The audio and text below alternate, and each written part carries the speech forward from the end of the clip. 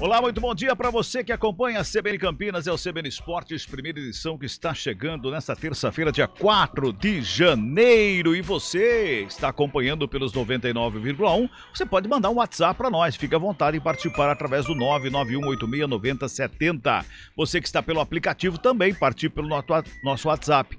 E você que está pelo YouTube, aproveite e já manda um recado através do YouTube ou então pelo Facebook, você pode participar e interagir conosco também aqui no CBN Esportes, primeira edição. A gente começa logo falando do Bugrão, o Guarani. Marco Guarizo, bom dia para você.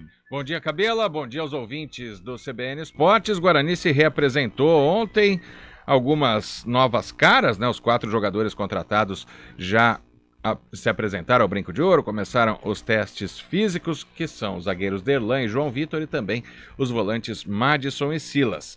Também goleiro Rafael Martins, zagueiro Ronaldo Alves, o lateral direito Diogo Matheus ainda não apareceu, mas vai voltar a treinar, mas justificou, tá? Não é que teve indisciplina no primeiro mas dia, já não. assim de cara? Não. Bom. Os volantes Eduardo Persson e Índio, e também o atacante Lucão do Break, que renovaram o contrato e estiveram presentes, além do goleiro Gabriel Mesquita, o lateral direito Matheus Ludic e o atacante Maxwell. Esses jogadores, eles têm contrato com o Guarani, então já se apresentaram, né? O Maxwell tem um salário alto, o Guarani estava na dúvida se iria permanecer com o jogador ou não, mas ele se apresentou com o grupo. 2 jogadores devem chegar agora, um goleiro e um atacante. Mesmo tendo renovado com o Rafael Martins, o Guarani tinha conversas com o Kozlinski, goleiro da equipe do Atlético Goianiense, e ele deve chegar ao Guarani para fazer essa concorrência com o próprio Rafael Martins e também com o Gabriel Mesquita. O outro jogador é o Lucas Venuto, atacante revelado pelo Santos, passou pelo Sport Recife, rescindiu o contrato com o Santos e deve acertar com o Guarani para esta temporada. E tem ainda a situação do camisa 10, ou 78, né? Já que o Regis... já dá para fazer um longa-metragem quase. Já. O Regis e o Andrigo seguem em negociação com o Guarani. Por enquanto, nenhum dos dois renovou. Os dois têm algum problema financeiro para renovação, no caso do Regis, a concorrência do Curitiba, né? O Andrigo também tem propostas de fora do Brasil, então o Guarani segue sem esse jogador de armação.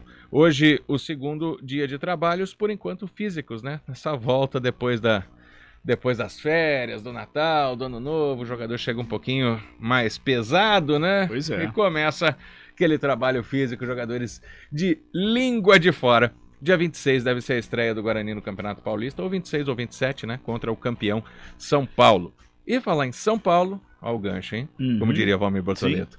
Copa São Paulo, daqui a pouco, à 1h, Tanabi e Guarani. Confesso que eu vou olhar aqui a temperatura em Tanabi neste momento, porque aqui em Campinas a gente tá, né, com esse... Aqui tá fresquinho. Apesar da umidade ruim, alta, a gente chega... Tanabi tá com 26 graus também. Tranquilo. E com possibilidade de chuva. Tá nublado lá em Tanabi. Então daqui a pouco, à 1h, a umidade relativa do ar aí? A umidade relativa do ar está em 76%. Tá bom. Tá bom? Tá bom. Então, à 1h, a previsão, inclusive, né, de o tempo continuar nublado para Tanabi e Guarani, a estreia do Bugre na Copa São Paulo de Futebol Júnior. O Carlão de Freitas, primeiramente, bom dia para você e vamos falar aqui o goleiro Kozlinski. Já alguns jogos que eu transmiti, bom goleiro. Mas, Carlão, hoje é dia 4. O pensador do meio-campo ali não tem. Um atacante, tá lá o Lucão do Break, terminou a temporada bem, mas não pode ser só ele. E aí, a última frase do Guarizo foi a história de voltar de Natal, Ano Novo, um pouquinho acima do peso, a língua vai no tornozelo.